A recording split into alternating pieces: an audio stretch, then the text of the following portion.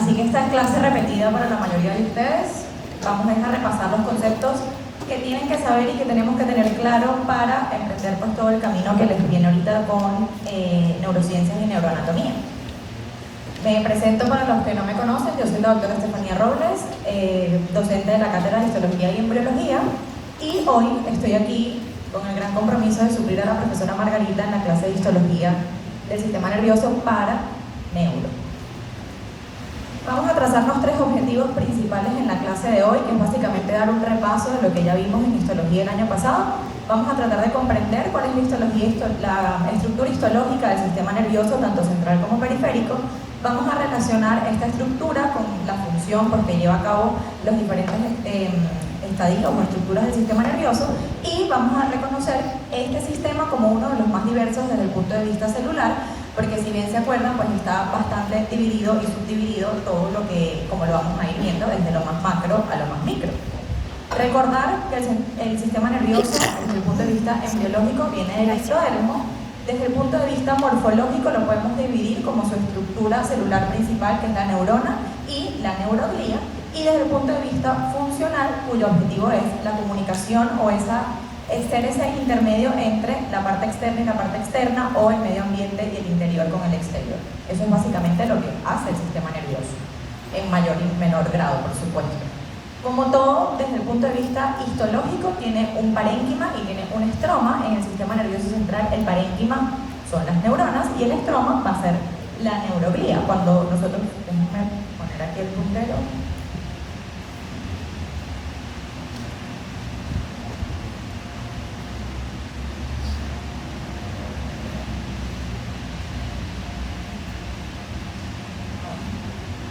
Sí, me ven. Desde el punto de vista, como les dije, estructural, parénquima y estroma, tomando en cuenta que siempre los cuerpos neuronales es esa estructura más basófila que vamos a ver en nuestra lámina, en nuestro preparado histológico. Vamos a iniciar entonces a hablar histológicamente de las neuronas. Las neuronas se dividen estructuralmente por su morfología, ¿ok? Vamos a tener un cuerpo que también se denomina soma, lo pueden, dependiendo de la literatura en la que busquen, y aquí vamos a encontrar el núcleo y las organelas del núcleo propiamente dicho, la dendrita, que generalmente son múltiples y su función es, o son las encargadas de recibir los estímulos, el axón, que generalmente es uno solo y su función es transmitir señales a otras células, y al final del día su objetivo es hacer sinapsis, es decir, tener una unión celular especializada para poder transmitir y llevar las señales. Enfoquen la neurona como esta entidad que recibe estímulos para poder traducirlos o traducir esta señal o un impulso nervioso, y después de traducirlo, conducirlo a cierta distancia para finalmente ser entregado y obtener una respuesta al ente donde fue entregado este estímulo. Las neuronas tienen una porción receptora, una porción conductora y una porción efectora, como lo estábamos hablando. Acá las dendritas y el soma neuronal van a ser esta porción receptora, lo que va a captar el estímulo. Posteriormente esto se va a conducir a través del axón, que ya vamos a ver que hay unos mielínicos y unos amielínicos, y finalmente la porción efectora, como por ejemplo en este diagrama, que es un músculo esquelético, un órgano efector, que es el que nos va a emitir esa respuesta. Las neuronas, o el cuerpo o la parte somática de esta estructura, generalmente es un núcleo que está aumentado de tamaño, que es laxo, que se puede evidenciar el nucleolo en su interior, y generalmente este se encuentra central desde el punto de vista histológico. Y el citoplasma, pues obviamente también de una forma bastante particular, no es una forma tal vez tan estructurada o tan simétrica, y encontramos la sustancia de Nils o los cúmulos de Nils, que si vemos aquí en esta fotograma de esta lámina histológica, es esta parte que se encuentra más basófila, muy cercana al núcleo, y estos básicamente son cúmulos de retículo endoplasmático rugoso y de ribosomas, que esto va a ser responsable de la síntesis de algunas proteínas. Por su alta actividad proteica suelen verse así tan basófilos. Desde el punto de vista ultraestructural, las neuronas se caracterizan por tener retículo endoplasmático rugoso abundante, por tener abundantes cuerpos de Nils, que como se los mencioné, son cúmulos de retículos endoplasmáticos rugosos de poliribosomas que están tan juntos y tan aglutinados que suelen verse muy basófilos en el microscopio. También tenemos un retículo endoplasmático liso abundante, porque esto almacena iones de calcio, porque recordemos que esto es una célula que va a necesitar actividad energética abundante. El aparato de Golgi generalmente está supranuclear y es prominente, y las mitocondrias también son abundantes. Entonces, aquí tenemos como conclusión que las neuronas básicamente tienen características estructurales de células metabólicamente activas. Es por eso que el núcleo se ve tan oscuro, se ve tan basófilo, y siempre redireccionamos nuestra vista a los núcleos cuando observamos neuronas, porque se ven muy oscuros, se ven muy basófilos, y esto es por su alta carga metabólica. Fíjense que cuando ponemos, esto es una microfotografía de un microscopio electrónico, entonces vemos como el nucleolo generalmente, bueno, aquí no está tan central, pero generalmente es central. Hay gran cantidad de ribosomas, de retículo endoplasmático liso y rugoso, y también podemos encontrar sustancias de NIPS que generalmente están cercanas al borde perinuclear.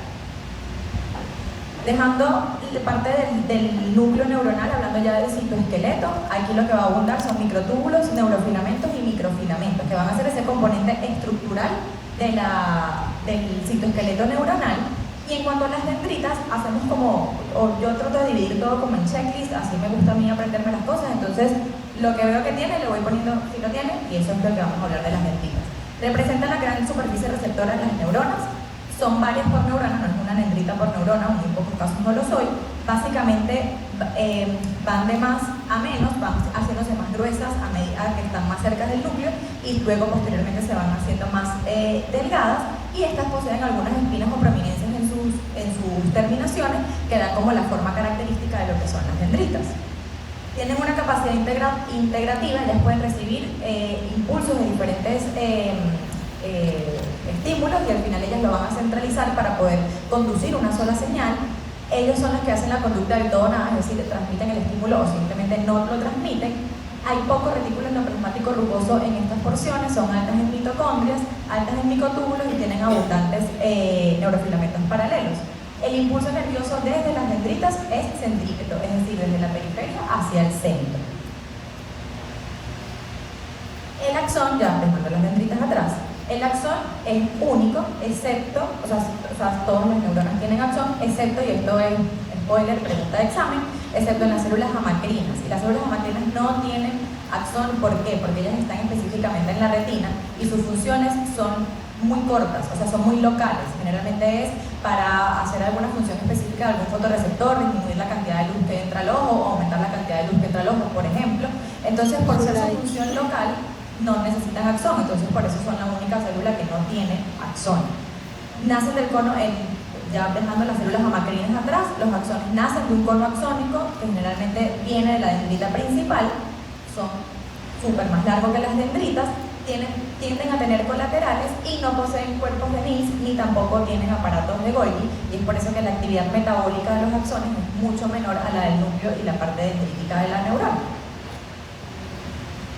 Ahora, lo que sí tiene el axón es que posee vainas de mielina, posee células de Schwann, porque es parte de su ultraestructura, y entre el cono axónico y la vaina de mielina se encuentra algo que se llama el segmento inicial o la zona de gatillo. Ellos sí tienen retículo endoplasmático liso, a diferencia de las dendritas, y tienen microfilamentos que se encuentran de forma paralela.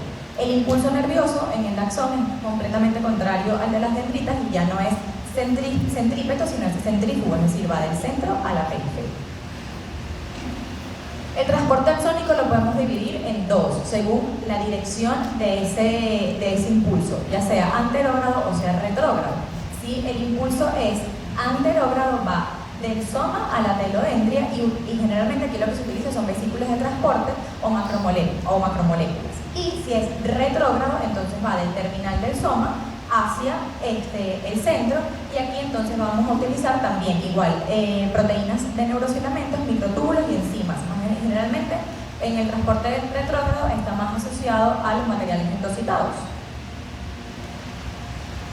Las neuronas se clasifican, como probablemente lo van a ver seguramente muy a detalle en todo este segundo año, según su forma. Se clasifican según muchas cosas. Según su forma, la podemos clasificar en una forma esférica, ovoide, piriforme, fusiforme o poliédrica. Esto es lo que le va a dar la morfología inicial que vamos a ver en estas neuronas, pero de forma tal vez más importante vamos a catalogarlas por el número de prolongaciones que tienen, ¿ok? Ya sean unipolares, que son generalmente las células embrionarias, bipolares, que también están en el ganglio vestibular y en la retina, pseudo-unipolares, que son generalmente las neuronas ganglionares, y multipolares o estrelladas, que es esa neurona típica que siempre vemos en todas las infografías, que son las neuronas motoras, ¿ok? También lo podemos catalogar según el axón, ya no necesariamente según su forma y según el tipo de polaridad, sino ahora también según el axón, y esto va a ser si es un axón largo o un axón corto, o como lo denomina generalmente el ROS, Golgi 1 o Golgi 2.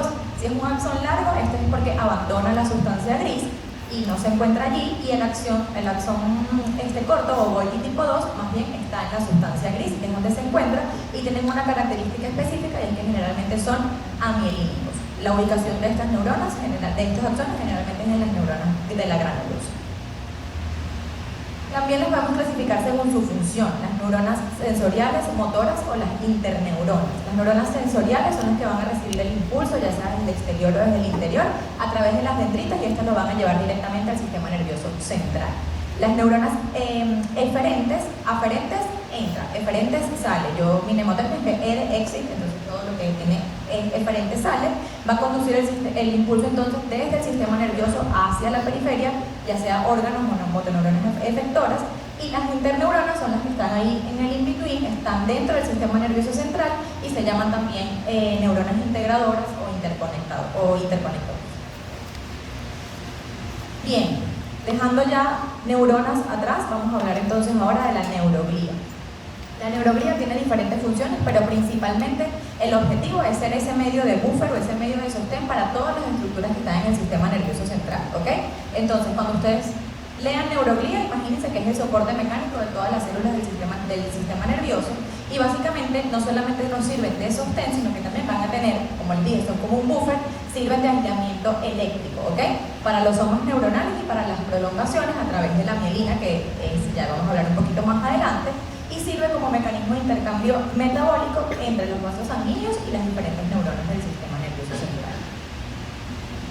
La neuroglía también tiene tipos celulares y también estos se subdividen entre sí, y entonces dentro del sistema nervioso central vamos a tener los astrocitos, los oligodendrocitos, la microglía y los epidendimocitos.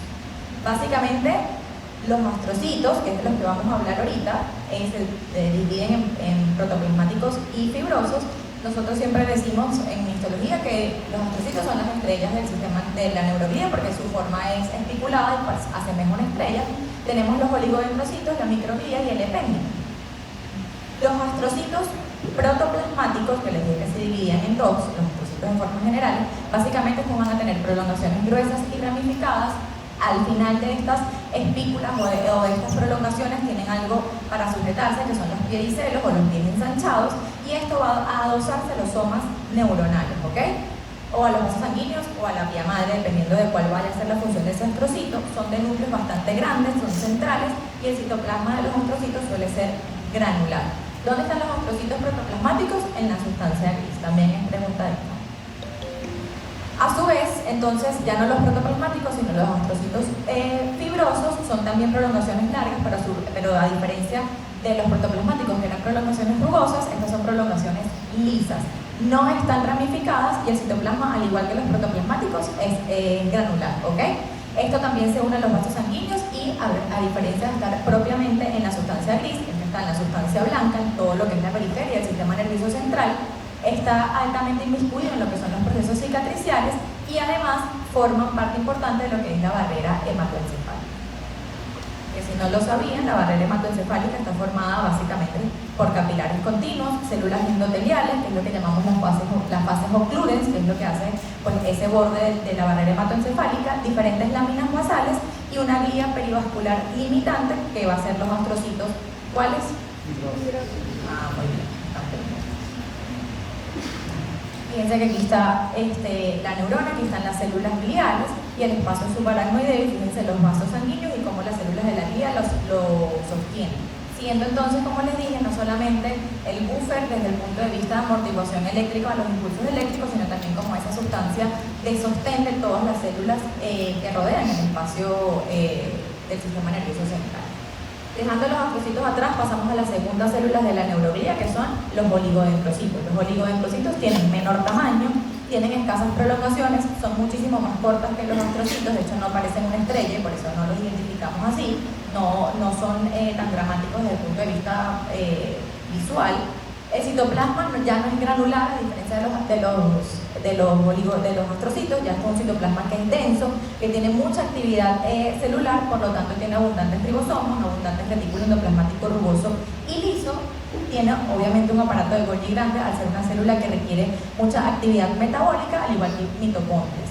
Los microtúbulos también son abundantes y básicamente la función de los oligodendrocitos es formar y preservar la mielina del sistema nervioso central. Como última célula de la microglía tenemos el epéndimo, ¿ok? El epéndimo es lo que nos va a recubrir todas las cavidades ventriculares. No sé si lo recuerdan cuando vimos las láminas de plexo coroides del año pasado, que fue la primerita lámina que se ve cuando vemos tejido epitelial. Aquí la primera lámina es plexo coroides, los plexos coroides es parte del sistema ventricular y ahí vemos las células o parte de las células del epéndimo que siempre las señalábamos. Y esto también son células cilíndricas, de cilíndricas a cúbicas, hay algunas que son ciliadas. También son células, a pesar de que no tienen tanta actividad metabólica, que son ricas en mitocondrias y de filamentos intermedios. Y cuando se hacen cortes histológicos embrionarios o en embriones de animales, se evidencian prolongaciones de este epéndimo que pudiese llegar directamente hasta el encéfalo. Al contrario, en cortes histológicos de adultos, pues estas prolongaciones son muchísimo más reducidas, a diferencia de las de los astrocitos, por ejemplo. En esta neuroglía periférica entonces tenemos las células satélites o capsulares y también tenemos las células de Schwann y la teloglía. Y aquí quiero resaltar específicamente las células de Schwann porque son las que tienen una función tal vez un poquito más notoria, que es la de la formación de las vainas de mielina, que nos va a ayudar a hacer diferentes impulsos nerviosos en las diferentes estructuras neuronales que vamos a ver. Las células de Schwann tienen mitocondrias de pequeño tamaño, también tenemos un aparato de Golgi pequeño, fíjense que siempre va de la mano. Si tienen una mitocondria pequeña, generalmente el aparato de Golgi también lo es, y son relativamente proporcionales ambas porque tienen que ver directamente con la actividad celular. El núcleo de las células de Schwann es aplanado y forman, como les dije, las vainas de mielina o las vainas de Schwann en células que no sean mielinizadas, que es por eso que se van a sustituir.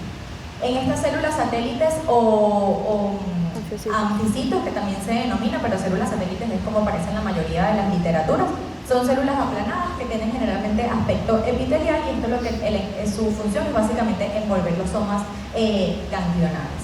Y por último, la teloglía es el origen de la cresta neural desde el punto de vista embriológico y nos hace desenvolver los receptores nerviosos. Entonces, cuando esquematicemos y veamos las células de la neuroglía periférica, ¿cuáles van a ser?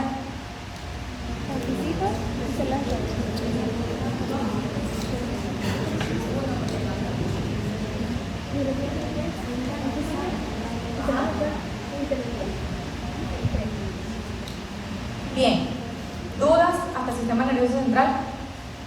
Traté de resumirles como 150 láminas del 2. Ok, vamos a hablar entonces del sistema nervioso periférico. El sistema nervioso periférico, tres grandes aristas: las fibras nerviosas, los ganglios y las terminaciones nerviosas. Vamos a ver histológicamente cómo se compone cada una de ellas. Las fibras nerviosas o también las podemos conseguir con mielina o sin mielina. Y aquí un cuadro comparativo que rapidito les divide cuál es la ubicación, la función y la diferencia entre una fibra mielínica y una fibra amielínica. Creo que no está de más decirlo, pero básicamente unas tienen vainas de mielina y las otras tienen células de Schwann, solamente, sin la vaina de mielina. Las fibras mielínicas están recubiertas por una vaina gruesa de mielina, mientras que las amielínicas son muy escasas o no la tienen.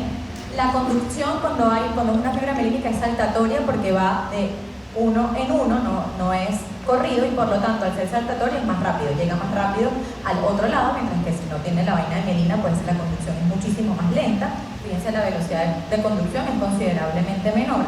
La función principal, básicamente, si necesito algo rápido, es generalmente para señales motoras y sensoriales, mientras que las fibras mielínicas es para otro tipo de sensaciones, como por ejemplo la temperatura y algunas señales autonómicas. La coloración histológica, generalmente las vainas de mielina se tiñen mejor que las que no lo son.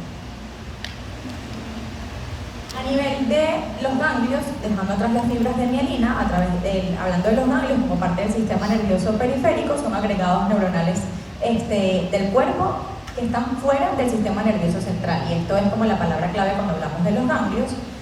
Tenemos aquí, los dividimos en dos grandes grupos, los autónomos y los sensoriales, teniendo en cuenta que los autónomos, aquí también cuadro comparativo, generalmente son las neuronas multipolares los que pertenecen a los ganglios autónomos, mientras que los ganglios sensoriales son neuronas pseudo-unipolares. La sinapsis, sí hay sinapsis entre ganglios autónomos, entre células paraganglionares y postganglionares, mientras que los ganglios sensoriales tienen transmisión directa al sistema nervioso central. Las células satélites van a rodear parcialmente las neuronas cuando hablamos de ganglios autónomos y completamente las neuronas cuando hablamos de ganglios sensoriales.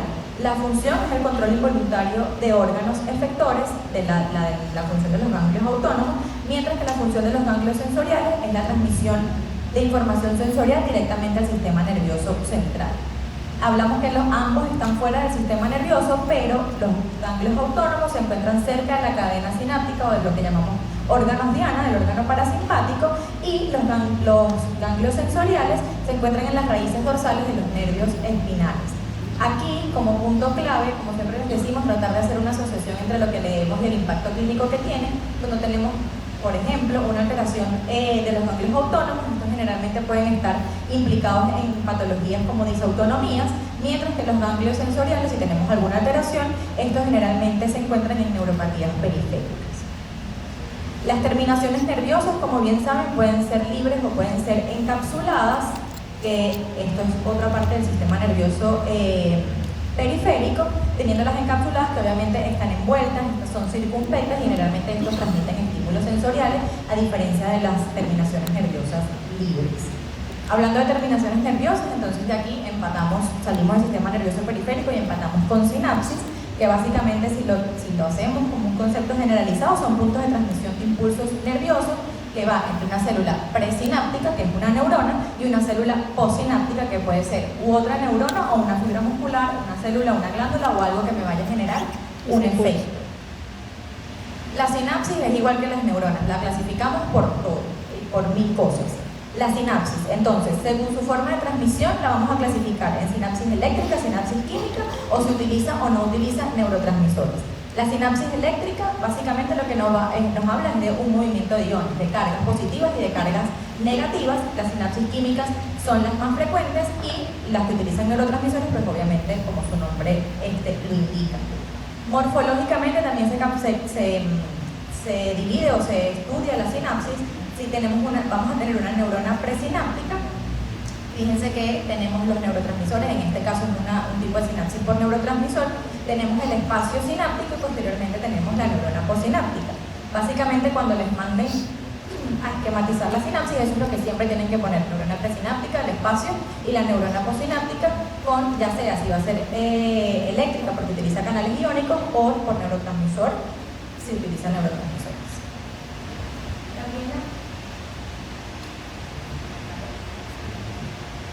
¿Aló? Ahora sí. También las dividimos por el tipo de sinapsis que hacen, no solamente el tipo desde el punto de vista químico o eléctrico, sino también por el tipo de contacto sináptico que hace, que ya aquí es con que básicamente se conecta. Si es una sinapsis axodendrítica, axosomática, axoaxónica o axodendrítica. Y esto es con lo que está... No, que tenía una pregunta si hay alguna relación entre el tipo de sinapsis por el contacto sináptico y si son eléctricas o químicas. O sea, por ejemplo, que no sean las axónicas, siempre son eléctricas o algo así. Sí, generalmente están divididas tanto por función como por tipo de sinapsis, como estén estructuradas la neurona. O sea, no todas, o sea, sí depende. Las neuronas axodendríticas generalmente pueden ser eléctricas o... Eso es lo que pregunta, ¿verdad? O sea, digo, pero que sea una relación como más... O sea, que si está estructurado, estas neuronas solamente tienen este tipo de sinapsis. O tienen más posibilidad, por ejemplo, que las axodendríticas por lo general son eléctricas, mientras que las axosomáticas por lo general son químicas. Algo así. Sí, generalmente las axodendríticas son químicas, si no me equivoco, y las axosomáticas son eléctricas, pero voy a revisar eso porque sí, creo que es así, pero te lo voy a revisar. Ajá, entonces como aquí lo tenemos, axodendríticas, axosomáticas y axoaxónicas o axónicas seriadas, ¿ok? Ya casi para finalizar, ¿cómo organizamos el sistema nervioso? Todos lo sabemos: sustancia gris, sustancia blanca, y el central y el periférico, como lo acabamos de mencionar, con fibras nerviosas, ganglios y terminaciones nerviosas. Las neuronas y la neuroglía va a tener su predominancia en la zona gris, mientras que los axones y la neuroglía va a tener su predominancia en la zona blanca. La médula espinal, que ya forma parte de la otra ubicación del sistema nervioso, como bien lo vimos en histología, la ubicación básicamente tiene una forma de H o de mariposa en el centro, y aquí es donde van a estar los cuerpos celulares de las neuronas. El asta dorsal, que es la que se encuentra acá desde el punto de vista más anterior, es la que va a recibir esa información sensorial, mientras que el asta ventral es la que va a contener neuronas motoras, que son las que van a enviar el estímulo. Y su función básicamente es procesar la información neuronal, sensorial y motora. Acá la podemos ver en un corte histológico que se ve mucho mejor que los que tenemos allá arriba. Básicamente la sustancia blanca, va a rodear la sustancia gris. Básicamente esto va a tener conducciones nerviosas mielinizadas, que son los axones, y esto va a tener tractos diferentes, ascendentes, que son sensitivos, o descendentes, que son los motores. Y al igual va a conducir impulsos nerviosos al resto del cuerpo. Y ya casi para finalizar, creo que es la lámina histológica más representativa del sistema nervioso, que es el cerebelo, que esto va a tener una estructura altamente organizada. Recordemos que se dividía en 3 capas, si lo recuerdan, esta es una de las últimas láminas que vemos, y esto divide como se dividen en su corteza cerebelosa. Tenemos la capa molecular, la capa de células de Purkinje y la capa de la granulosa, con funciones diferentes entre sí y funciones bastante específicas, aunque la función cerebelosa es una sola. La primera va a procesar, o la capa molecular va a procesar y recibir la información celular. Las células de Purkinje es esa salida de información del cerebelo hacia el sistema nervioso central, y finalmente la capa granular, que es la que va a procesar diferentes señales aferentes provenientes de algunas células del cerebelo, y que contribuye a la formación de las fibras de Purkinje, que están un poco más arriba. Como conclusión de histología del sistema nervioso central, ubiquen siempre la estructura y la función de cada una de las células.